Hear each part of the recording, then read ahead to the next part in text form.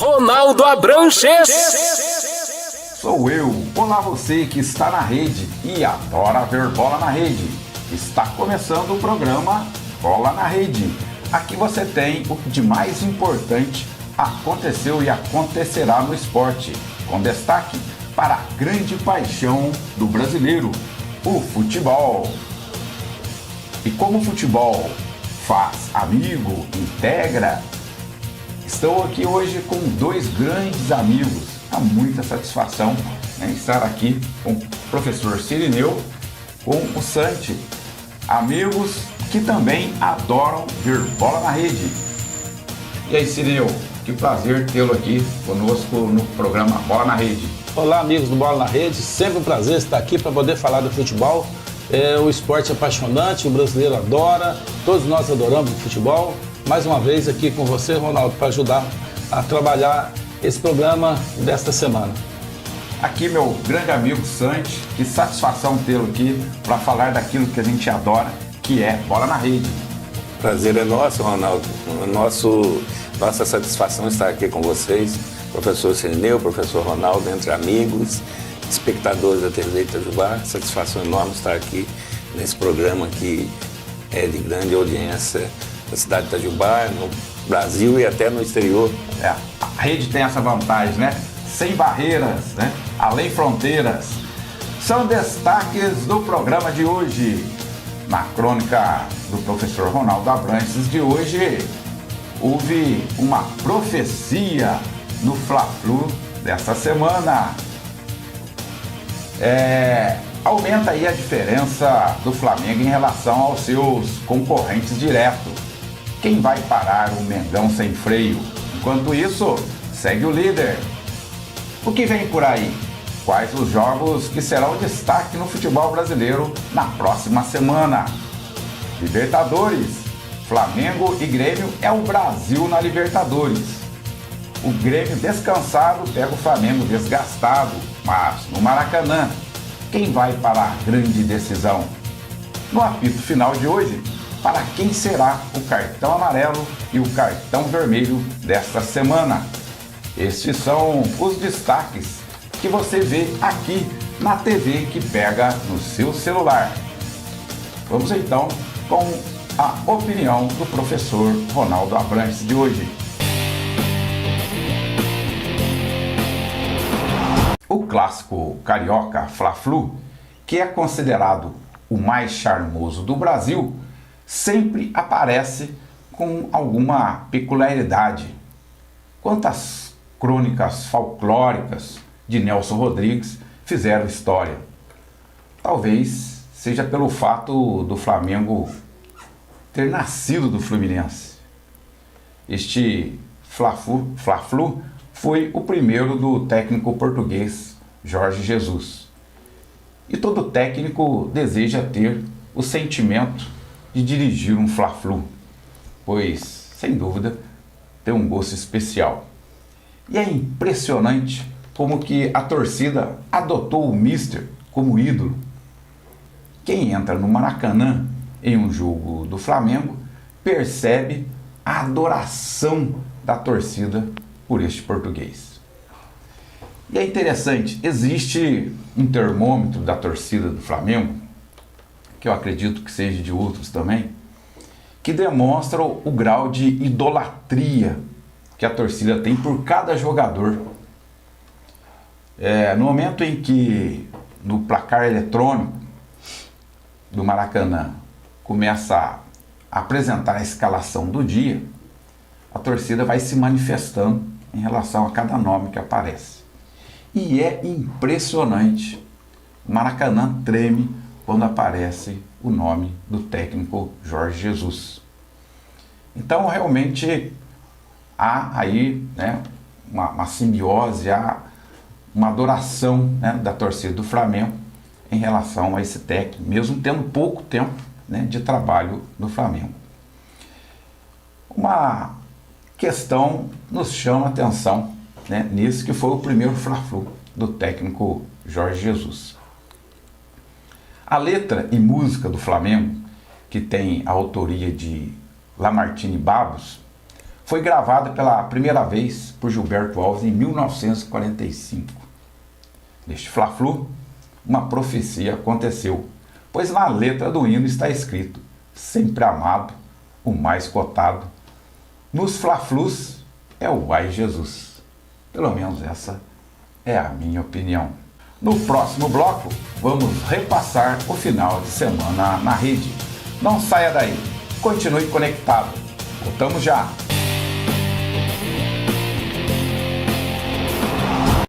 Estamos de volta e agora explorando aí a 27ª rodada do Campeonato Brasileiro. Foram os resultados dessa rodada: Fortaleza 2, Grêmio 1, Corinthians 1, Cruzeiro 2. Cruzeiro aí, mais uma vitória extremamente importante. Internacional 0, Vasco 1. 3 pontos muito importante para o Vasco, fora de casa. Atlético Mineiro 2, Santos 0. Santos mostrando aí realmente sem força agora nessa reta final. São Paulo 1, Avaí 0, Flamengo 2, Fluminense 0, Chapecoense 2, Goiás 2, Atlético Paranaense 1, Palmeiras 1. E terão ainda 2 jogos, Bahia e Ceará, Botafogo e CSA. Lembrando que nessa 27ª rodada, até agora, houve uma média de exatamente 2 gols por partida, o que subiu a média em relação às 2 últimas rodadas, que foram 1,8 e 1,6 respectivamente. Meus amigos, essa 27ª rodada, Santi, para você, qual foi o destaque? O destaque, como sempre, é Flamengo, né? Flamengo 2, Fluminense 0. Poderia até ter sido demais, graças ao goleiro do Fluminense. O Fluminense se livrou de uma goleada no Maracanã. O Flamengo, com toda a torcida, mais de 52 mil presentes no Maracanã, né? E começou arrasando o Fluminense. Com 3 minutos de partida já fez o primeiro gol, desequilibrou a equipe do Fluminense e teve a oportunidade de ampliar o placar. Acho que o destaque maior continua sendo a equipe do Flamengo. E a gente percebe que, mesmo o Flamengo tentando, né, jogar para frente, no segundo tempo ele sempre dá uma queda, né, que o desgaste físico acho que é natural, né? Os últimos jogos, o Flamengo no segundo tempo tem dado uma queda aí, mas com a intensidade que joga. É natural, né? O outro destaque meu também seria o Cruzeiro, uma recuperação do Cruzeiro, né? Com a segunda vitória. Eu acredito que com isso a equipe do Cruzeiro tende a sair daquela zona da confusão, como diz o Vanderlei. O que não faltou, né, ficou claro, principalmente no jogo dessa 27ª rodada, o empenho dos jogadores do Cruzeiro. Realmente uma mudança aí na atitude, principalmente, dos jogadores, né? Cirineu, para você, qual é o destaque da rodada? Eu vou colocar aqui, na realidade você colocou que aumentou a média de gols, mas para mim a média continua baixa, né? 2 gols por partida, baixa para o Campeonato Brasileiro. O destaque para mim vai para o Cruzeiro, que venceu fora de casa, uma vitória extremamente importante, lá na Arena Corinthians. O Corinthians não havia perdido esse ano lá na Arena, no Campeonato Brasileiro. O Cruzeiro faz a primeira vitória fora de casa. E o segundo destaque eu vou dar para o Vasco, porque o Vasco ganhou também, uma vitória importantíssima, lá embora teve interferência do VAR, mas ele ganhou e está jogando futebol bonito, está jogando futebol competitivo. Ele também ganhou do Inter lá, um resultado extremamente importante para o Vasco. O Flamengo já está feito, né? Eu acho que o Flamengo não adianta destacar mais, porque eu achei um resultado normal. Embora o que o Santos falou, eu concordo, poderia ter sido maior, mais elástico, mas o destaque ficaria para a vitória do Vasco. Também não podemos deixar de falar da vitória do Fortaleza, né? Que é uma vitória extremamente importante para a sua colocação no campeonato. Considerando aí que nesse resultado, né, do Fortaleza, o Grêmio, né, uma estratégia do Grêmio, tem colocado o time reserva, por isso o Grêmio está na colocação do Campeonato Brasileiro, em função de realmente priorizar totalmente a Libertadores E aí vem essa discussão, né, que é interessante também, e é uma discussão aí em todos os programas, nas rodinhas, né, de amigos, nas mesas de bar. Quem estará certo, né? O Grêmio, que tem realmente priorizado, tem descansado seus jogadores especificamente, né, para esse grande jogo, a Libertadores, e o Flamengo, que ontem poupou somente o Ilharão, mas acabou no segundo tempo ele entrando. Qual a estratégia, né, você acha que é mais interessante? Então, eu penso que o Grêmio ele não tem um plantel assim à altura do que exige uma Libertadores. Ele tem menos jogador que o Flamengo. O Flamengo está bem estruturado assim, por posição, né? Tem vários jogadores de qualidade. Sai um, entra outro, o time permanece assim com a mesma qualidade. E o Grêmio tem uma queda quando troca muito jogador de uma partida para outra. Então, eu penso que, nesse caso, o Renato está certo em poupar jogadores, porque ele já está... O Grêmio sempre joga no limite. Ele sempre vem jogando no limite. E ele jogar no limite todas as partidas sacrifica muito o plantel. Já não é o caso do Flamengo, que tem tantos atletas para repor. É visível o número, né, de jogadores contundidos no time do Flamengo, exatamente em função dessa intensidade e de estar realmente deixando de poupar os jogadores. Exatamente. Eu concordo com o Sanches e também a questão de poupar o jogador, eu acho que vai de jogador para jogador, né, de treinador para treinador, porque depende da condição do atleta. Se o atleta requer um cuidado maior, ele tem que ter esse cuidado maior. Então, eu considero que poupar jogador vai depender da condição física de cada jogador. E o treinador tem que estar ali para avaliar, nada melhor do que eles, né? Se o Renato está achando importante poupar os jogadores, eu acredito que ele está fazendo a coisa correta. Hoje a tecnologia, né, e a infraestrutura, mostrando aí para a comissão técnica toda a fisiologia de cada jogador, isso é feito de uma maneira usando muita tecnologia.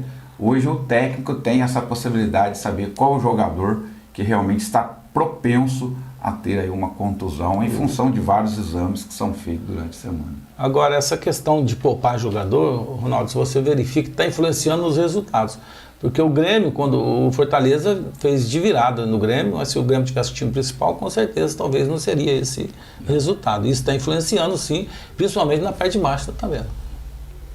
É a parte que realmente o ano passado já foi assim, tem sido os últimos anos, né?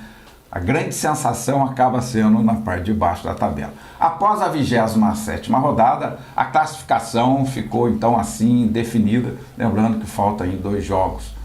Em primeiro lugar, Flamengo com 64 pontos, segundo lugar Palmeiras com 54, ou seja, 10 pontos de diferença agora. Terceiro lugar, o Santos com 51.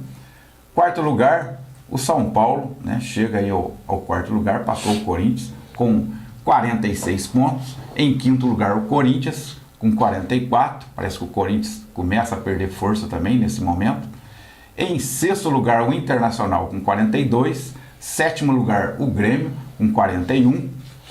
Oitavo, o Bahia, também com 41. Nono lugar, o Atlético Paranaense. 10º lugar, o Goiás com 38. 11º, o Vasco com 37. Veja que o Vasco está subindo aí a ladeira. 12ª, o Atlético Mineiro com uns 35 pontos. 13º, o Fortaleza com 31. 14º, o Botafogo com 30. 15º, o Fluminense com 29. 16º, o Cruzeiro, né, também aí subindo. 17º, agora já na zona de rebaixamento, o Ceará com 26 pontos. 18º, o CSA com 26. Lembrando que tanto o Ceará como o CSA ainda jogam, né, nessa rodada. 19º, a Chapecoense com 17. Em 20º lugar, o Avaí também com 17. Olhando agora a classificação, e aí, qual...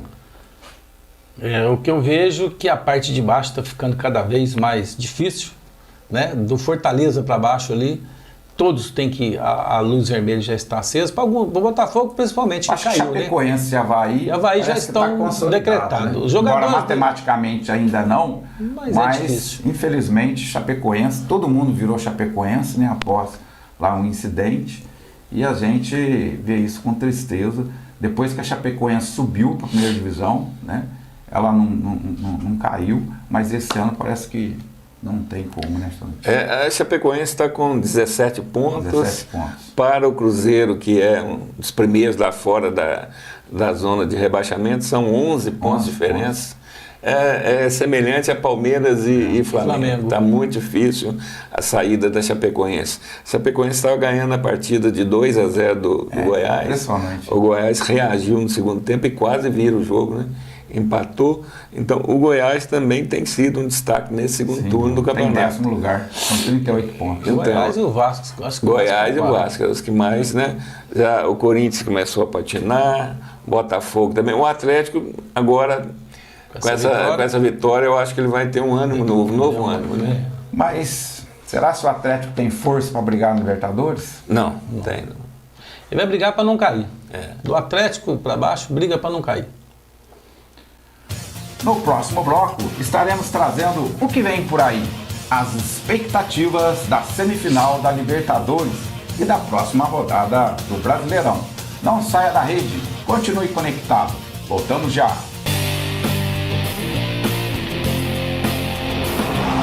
Estamos de volta. E agora, o que vem por aí? Quais as expectativas dos jogos dessa semana?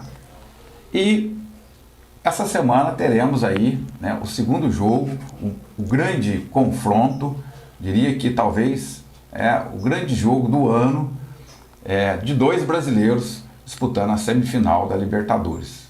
Flamengo e Grêmio é o Brasil na Libertadores, ou seja, o desempenho desses dois clubes garantiu que o Brasil mantivesse um clube na final da Libertadores, o que é extremamente importante para o futebol brasileiro.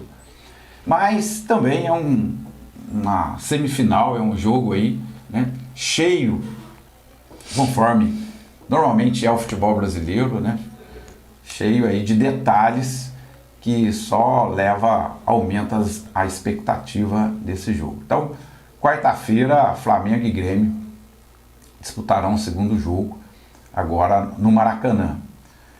O empate de 0-0, né, o Flamengo leva em função de ter feito um gol fora de casa. Cirineu, para você, como será aí essa semifinal, o último jogo da semifinal? Bem, com certeza vai ser um grande jogo. Um jogo esperado, um jogo muito disputado, um jogo que o Maracanã vai tremer, um jogo que traz muitas expectativas boas, né? E aí, Ronaldo, a gente tem que lembrar a superioridade do Flamengo no Campeonato Brasileiro. Quando chega a Libertadores, eu acredito que muda um pouco. Vai mudar essa competição, né? É outro jogo. É outro jogo, é outra história, é outra característica. A gente vê que o Flamengo tem uma superioridade. Lá no Sul demonstrou-se a superioridade. No segundo tempo o Grêmio chegou a equilibrar esse jogo. Mas é um jogo de muita expectativa. Eu não consigo agora dizer para você quem vai sair vencedor. Mas de uma coisa eu tenho certeza, que nós vamos assistir um grande espetáculo. Sante, e aí? Mesmo porque o Grêmio é um time copeiro, né? O Grêmio, ele gosta desse tipo de jogo. Então, é um prato cheio para a equipe do Grêmio jogar esse tipo de partida. Está acostumado, o Grêmio joga bem tanto em casa como fora, né?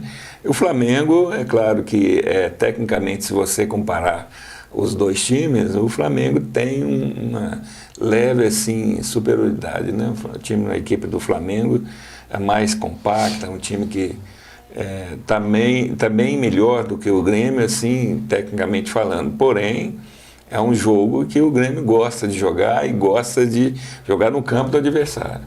Lá o Flamengo entra classificado, 0-0, né?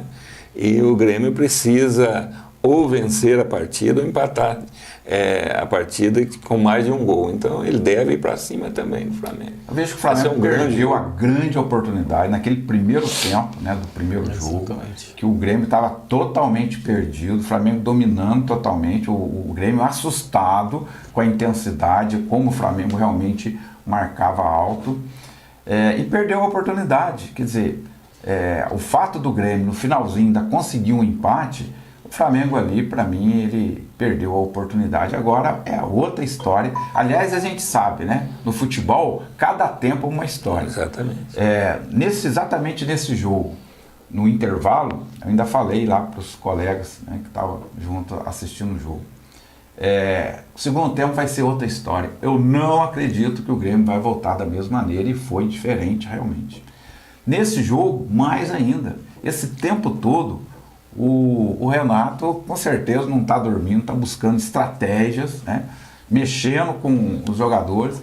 Com certeza o Grêmio vai ser outro time nesse segundo jogo, então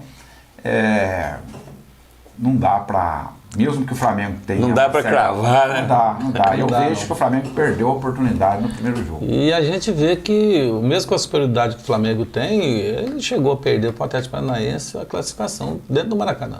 Então o Flamengo tem esse problema estava presente, jogar. E você estava atrás do gol, onde foi os pênaltis. Então, aí a gente verifica que... Eu sei o que é isso. Tudo pode acontecer nesse jogo, né? E eu acredito, o Flamengo é superior, mas eu acredito que tudo pode acontecer.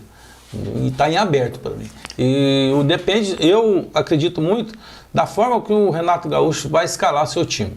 Eu achei que lá no Sul, ele escalou o time muito para frente. Faltou mais um meio de campo para ajudar a marcação, porque parece que subestimou um pouco o time do Flamengo. Ele entrou com o Luan, entrou com 4 atacantes. Ele teve dificuldade de articulação. Então, teve muita dificuldade.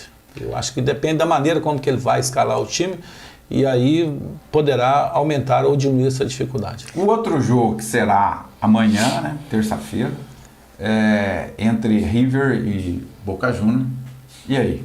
O Boca vai conseguir tirar o placar do primeiro jogo? 2-0 é difícil. Muita coisa, né? O River tem também um timaço, né? Eu tive a oportunidade de assistir. Time por time, eu vejo que o River já é superior. Isso, eu tive a oportunidade de assistir o River aqui no Mineirão. É um timaço, viu? E mesmo porque ele é o atual campeão da Libertadores, né? O time não se desfez assim de muitos atletas, o time está compacto também, está difícil para o Boca. Momento, né? Eu acredito que o River passa, mas a gente não pode subestimar o Boca Juniors. O Boca Juniors, em casa, ele manda. Lá da Bomboneira, ele manda lá. Então, é um jogo extremamente difícil também. Aliás, são 2 jogaços. Na verdade, qualquer um dos 2, né, brasileiros que passar já tem ideia o que vai enfrentar pela frente. Exatamente. É muito difícil, realmente. Não tem adversário fácil. Voltando, então, para o Campeonato Brasileiro, a 28ª rodada do Brasileirão, que não terá aí no meio de semana, será no próximo final de semana, terá os seguintes jogos: Ceará e Vasco, Corinthians e Santos, Bahia e Internacional, Fluminense e Chapecoense, Cruzeiro e Fortaleza, Grêmio e Botafogo, São Paulo e Atlético Mineiro, Atlético Paranaense e Goiás, Avaí e Palmeiras, Flamengo e CSA. Nessa 28ª rodada, qual jogo aí gera maior expectativa, seja em relação à tabela ou em relação a confrontos? Santi. Bom, eu estava assistindo o jogo ontem de Chapecoense e Goiás e vi no final da partida o goleiro do Chapecoense praticamente já jogou o chapéu. Ele disse que a Chapecoense já deve se preocupar com a segunda divisão. Então é um jogo muito perigoso para o Fluminense. O Fluminense tem que ganhar, que joga em casa, né? Chapecoense pode aprontar para o Fluminense aí. O Flamengo praticamente coloca a mão na taça. Qualquer resultado que não seja derrota para o CSA, ele já põe a mão na taça, já está com uns dedos lá, agora completa a mão na taça. E vejo também o Cruzeiro aí como uma partida fundamental para ele, a briga direta com o Fortaleza aí na parte de baixo da tabela. O resto está no meio aí, eu acredito que não tenha tanta Sirineu. Eu vejo destaque aqui na parte de baixo da tabela. O Cruzeiro e Fortaleza, jogo de 6 pontos. O Cruzeiro tem que consolidar essa vitória, tem que buscar o Fortaleza que está à frente. Uma briga direta, Uma briga direta. O Vasco tem que vencer ou tirar ponto do Ceará, porque o Vasco também é concorrente direto, embora o Vasco já distanciou um pouco, né? Mas seria importante essa vitória em cima do Ceará, né? E na parte de cima, assim, eu não vejo problemas nenhum do Palmeiras, do Flamengo. E o Fluminense contra o Chapecoense também, né? O Chapecoense, embora já está mal, mas o Fluminense precisa da vitória.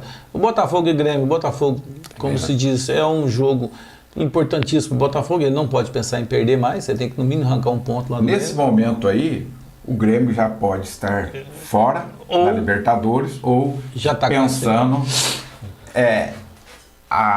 o resultado do jogo do meio de semana pode influenciar para o Botafogo, porque o Grêmio pode colocar o time máximo, ele já está fora da Libertadores mesmo, ou se ele passar, ele vai continuar com essa estratégia de poupar os jogadores, porque o que seria interessante para o Botafogo. Exatamente. O Botafogo que precisa realmente ganhar alguns pontos para fugir da... Se você for avaliar aí, agora a importância está na parte de baixo.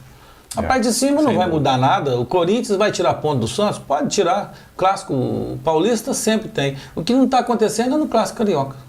Mas no Paulista está sempre um tirando ponto do outro. Se a gente fizer uma previsão, né, analisando o cenário das próximas 4 rodadas do Campeonato Brasileiro, analisando os jogos do Palmeiras, analisando os jogos do Flamengo, eu particularmente vejo que o Flamengo deve ganhar aí pelo menos 10 pontos. De 12, ganhar 10 pontos. Tem um jogo ali que pode ser que ele perca 2 pontos, tem um empate. Analisando os jogos do Palmeiras, eu vejo que o Palmeiras tudo previsão, né? Em função aí dos confrontos. O Palmeiras não faz mais do que 10 pontos nessa rodada. Dificilmente. Dificilmente. A bem da verdade, Ronaldo, o Flamengo de 42 pontos disputados, fez 40. Então de 12 fazer 10 não é novidade. Ele consegue fazer. E o Palmeiras está normal, né? Normal, o Palmeiras está jogando o Campeonato Brasileiro normal. Quase que no nível dos demais. Exatamente. Então, empata, o Palmeiras está disputando o Campeonato Brasileiro normal. Ele vai, empata. O empate ontem fora de casa foi normal. Foi. Contra o Atlético Paranaense. Então eu vejo dessa forma. No próximo bloco, estaremos dando o apito final. Quem receberá o cartão amarelo dessa semana? Quem receberá o cartão vermelho? Fique ligado, continue conectado, voltamos já.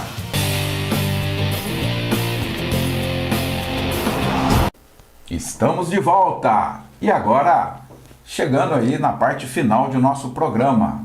E no último bloco, o apito final. Para quem você dá o cartão amarelo dessa semana? Professor Sirineu, para quem que você dá o cartão amarelo? Eu vou dar o cartão amarelo pro Pato, que errou um gol feito na vitória magra do São Paulo sobre o Avaí, lá no Morumbi. O São Paulo jogando com um jogador a mais, no segundo tempo todinho, a bola sozinho, o Pato me chuta a bola para fora. Eu acho que um jogador profissional não pode cometer um erro como o Pato, muita displicência na bola. Aliás, o que me chama a atenção em relação ao Pato, primeiro, a habilidade dele, isso aí é indiscutível, né? A habilidade que ele tem, mas me chama a atenção a vontade, a falta de vontade na realidade. É um jogador que parece que não tem aquilo, né? Parece que não gosta de jogar futebol. O sentimento que a gente tem é que parece que ele não gosta de jogar futebol. Por exemplo, aquele gol que ele errou e outras jogadas que ele erra, é assim com uma displicência, parece que não é o que ele gostaria de estar fazendo. Isso parece que é um jogador muito frio, né? Diferença. Essa jogada que você está dizendo aí, ficou muito clara a displicência, parece que está sem vontade. Então, por isso que é um jogador que tem uma grande, né, habilidade, mas até hoje está aí esperança. O cara terminando a carreira continua sendo aí uma grande esperança. Bom, o cartão amarelo meu de hoje vai para o sistema de segurança do Maracanã para o jogo de quarta-feira.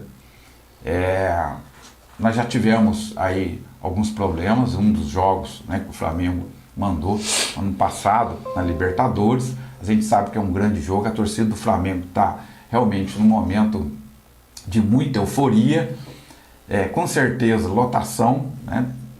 Vai estar lotação completa, e aí precisa realmente de um bom sistema, principalmente no entorno do Maracanã. Nos últimos tempos a gente não tem tido problema dentro do Maracanã, mas os problemas sempre são aí nos confrontos de torcida, são aí no entorno, no caminho, né, do Maracanã. Então, um alerta para todo o sistema de segurança, né, seja estadual, municipal, seja a segurança particular, que realmente tenha um sistema que possa, né, que as pessoas, as famílias possam realmente ir para esse grande momento de entretenimento. Sandy, seu cartão amarelo. Olha, o meu cartão amarelo, eu vou ainda bater na tecla a questão entre a arbitragem brasileira e o VAR, né? Eu penso que ainda os juízes, eles precisam acreditar mais no apito dele, o Bandeira também. Tem várias situações em que o Bandeira poderia levantar a bandeira e cravar o impedimento e ele fica aguardando o VAR. E o juiz brasileiro tá a mesma coisa, parece que está com medo de apitar. Acho que tem que ter mais confiança, tem que haver mais treinamento da arbitragem brasileira, e porque até na hora de decidir lá no VAR, o sujeito leva 5, quase 6 minutos para a decisão dele. Então eu penso que ainda precisa de treinamento, já que o VAR veio para ficar. E eu sou um fã do VAR, acho que ele veio para melhorar simplesmente a arbitragem dos jogos. E a gente precisa fazer, porque o mundo inteiro agora está utilizando esse recurso. A Inglaterra é um bom exemplo. Eles também tiveram algumas dificuldades no início, mas a gente já percebe exatamente isso, ou seja, o juiz utilizando menos esse recurso e acreditando mais aí, né, na sua atuação, nas suas decisões, somente aquelas situações em que gera para ele dúvida e que ele está. Então, eu acho que é por aí, e aí vai ser com o tempo mesmo, né? Bom, e o cartão vermelho? Para quem será o cartão vermelho dessa semana? Sidneu. Então, o cartão vermelho vai exatamente para o VAR.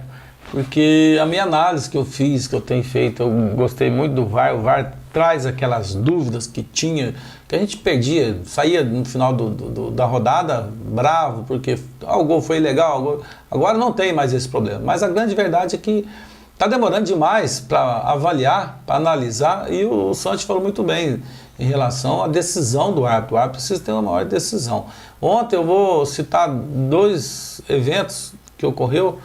O gol do Internacional, né, o jogador do Vasco trombou com o ataque da defesa do Internacional. Pela interpretação do árbitro não houve nada. Depois chegou no VAR, demorou demais para tomar uma decisão. Significa que estava tentando achar alguma coisa para anular o gol. Não dá essa impressão.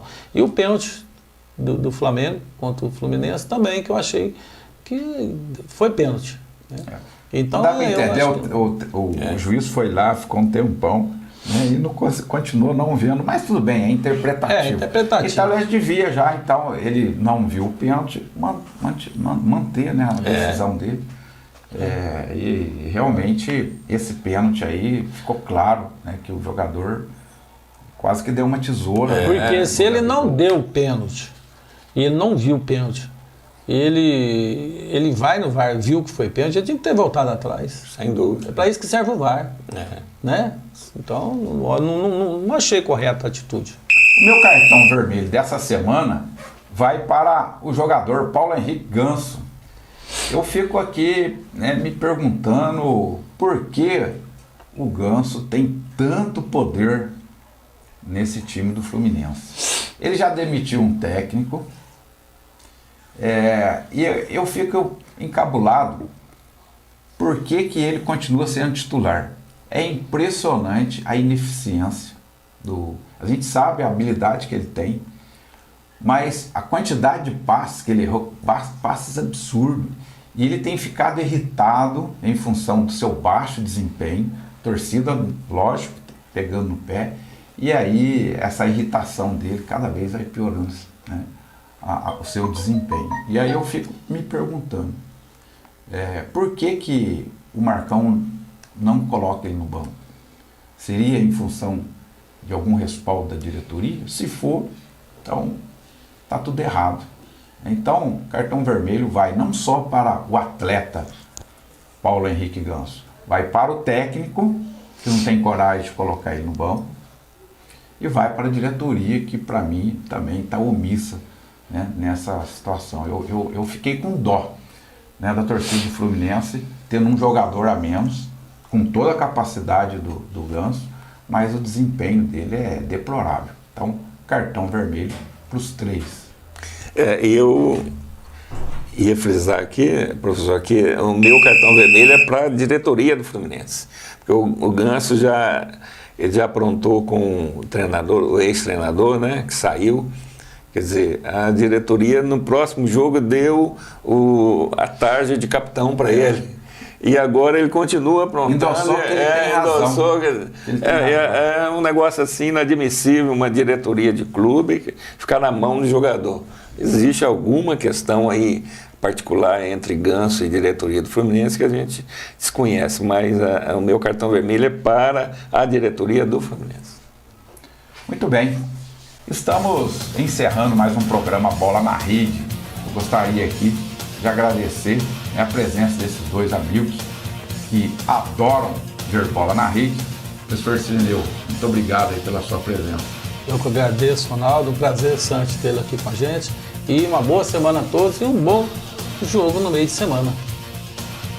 Muito prazer ter o meu amigo Santi. Eu gostaria, antes de encerrar o programa, o Santi tem um trabalho, muitos anos, que ele faz em relação a futebol mesmo. Começou lá no Polivalente, se eu não me engano, de ter aí uma associação, um grupo, exatamente para que amigos possam encontrar, né, praticar o esporte, na qual eu e o Sirineu usufruímos. Queria que você, antes de encerrar, falasse. Eu que agradeço.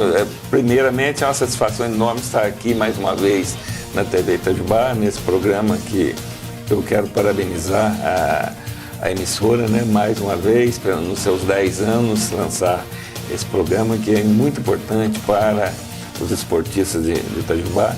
Dizer que a satisfação é minha tê-los lá como colega, né? Nós estamos já há 14 anos com esse trabalho de lazer, pessoal, os atletas master de Itajubá e também garotos, né? Eu quero dizer que é uma satisfação enorme estar aqui entre amigos e espero ser convidado outras vezes para estarmos juntos. Que bom. E futebol é isso. Futebol integra, futebol faz amigos. Estamos encerrando então mais um programa Bola na Rede. Muito obrigado você que está conectado, você que adora ver bola na rede e por isso está conosco no programa Bola na Rede. Até o próximo programa.